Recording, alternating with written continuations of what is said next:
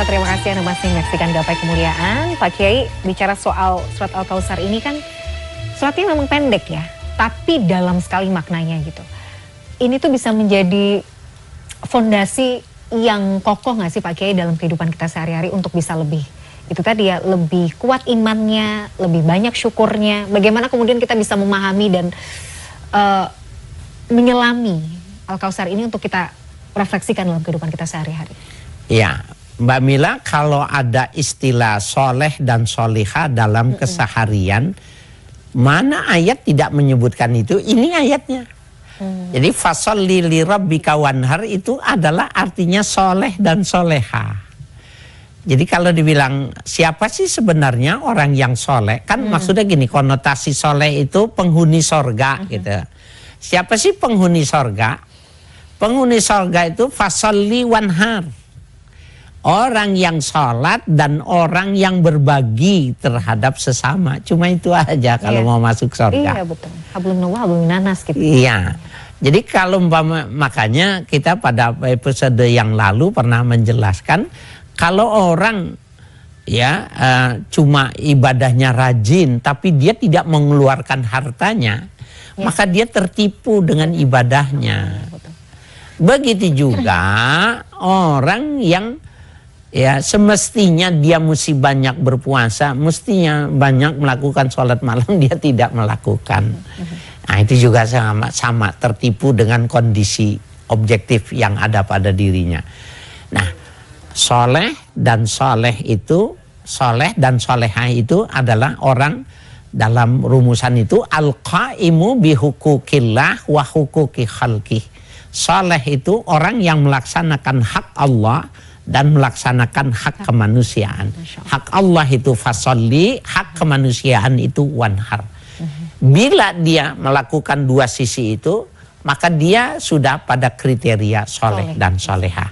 Kalau dia meninggal, dia masuk surga. Ya. Wow, jadi surat yang pendek tapi Masya Allah kayak merangkum semuanya. Iya betul. Jadi acuan kita tuh udah aja ya. Allah sholat ya, kita perbaiki hubungan kita dengan Allah dengan sholat, perbaiki hubungan kita dengan sekitar, itu tadi ya, berbagi gitu ya Pak Kiai. Luar biasa ya. Saya nggak menyangka sih sebenarnya, maksudnya kalau kita ternyata Kautsar tuh dalam sekali gitu loh Pak Kiai. Maknanya gitu. Pak Kiai, kembali lagi pada konsep syukur ya kan. Kalau nggak salah di surat Ibrahim ya Pak Kiai, bahwa barang siapa yang bersyukur kepadaku maka aku akan tambah nikmatnya.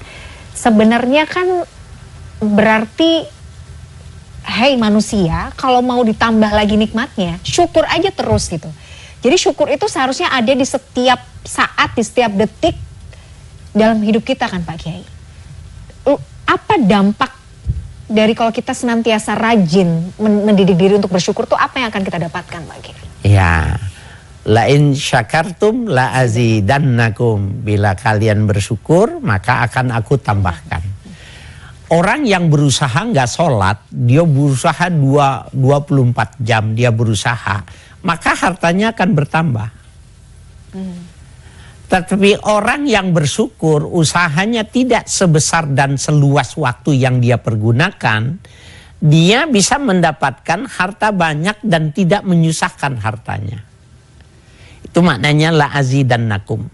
Kalau kita mengandalkan memperbanyak harta, maka yang banyak itu materinya. Materinya yang banyak, bendanya yang banyak, tetapi tidak ada jaminan, terhadap benda itu dan tidak ada kesenangan terhadap benda itu, kepuasan itu. Tapi kalau yang menambahkan itu Allah, maka caranya penambahan itu tidak memberatkan dia dan dia tidak pusing untuk menjaganya dan dia senang dengan tambahan itu. Ada orang Mbak Mila nggak bisa tidur kalau nggak minum obat tidur. Satpamnya selalu diberhentikan, dianggapnya tidak sesuai dengan tupoksinya, diganti-ganti. Kenapa? Dari lantaran sangat takutnya hilang yang dia punya. Nah itu namanya dia cuma bisa memperbanyak materi tapi tidak bisa memberikan kebahagiaan dengan materi itu. Coba kalau seandainya dia berusaha juga tetapi dia beribadah dengan harta. ya, beribadah dengan harta. La azidannakum, tambahannya itu nggak memberatkan. Tidurnya nggak perlu pakai obat, nggak perlu bongkar pasang anak buah, ya, dari lantaran ketidakpercayaan kita tumbuh was-was sama orang ini. Ini kok alisnya tebel banget, ini orang seperti ini menurut teori Lombroso tipe ini cenderungnya negatif, ganti lagi. Kurus kecil gitu, ini orang yang semacam ini biasanya cerdik gitu. Nggak ada yang cocok dalam pandangan dia. Nah, karena dia cuma bisa menambahkan, tapi tidak bisa memberikan keberkahan, kenikmatan, dan kedamaian dengan tambahan itu tadi. Jadi ngikutin tambahannya yang diajarkan Nabi, diajarkan Allah. Jadi kalau kita itu nggak bersyukur Pak Kiai, akan ada, kita tuh kayak haus terus menerus tapi justru kosong ya dalam hati itu. Bisa jadi hartanya tambah banyak, tapi sebenarnya ada kekosongan gitu. Batinnya yang kosong. Masya Allah. Iya. Pak Kiai, kadang kan orang bersyukur, jangan lupa zikirnya tuh alhamdulillah lah gitu. Sekedar bersyukur dengan lisan tuh juga bagian dari bentuk syukur kan sebenarnya Pak Kiai. Gitu. Iya. Jadi kalau dia bilang tadi sarful abdi jami'a ma an'amallahu li ajli, mendaya gunakan karunia Allah sesuai dengan pemberiannya, itu nggak perlu mengucapkan hamdalah. Sebab kalau bersyukur maknanya hamdalah, mengucapkan alhamdulillah ya Allah, maka orang bisu adalah orang kafir karena nggak pernah bersyukur. Betul, iya lagi ya. Ya, orang bisu itu berarti dia nggak pernah bersyukur. Betul. Kita nggak mengucapkan syukur, tapi setiap dapat rezeki tidak dibawa pulang semua. Dia kita berikan kepada orang lain, sodako, zakat, dan lain sebagainya, maka dia bersyukur dengan rezekinya. Ketika kita baca Quran, bersodako dengan matanya.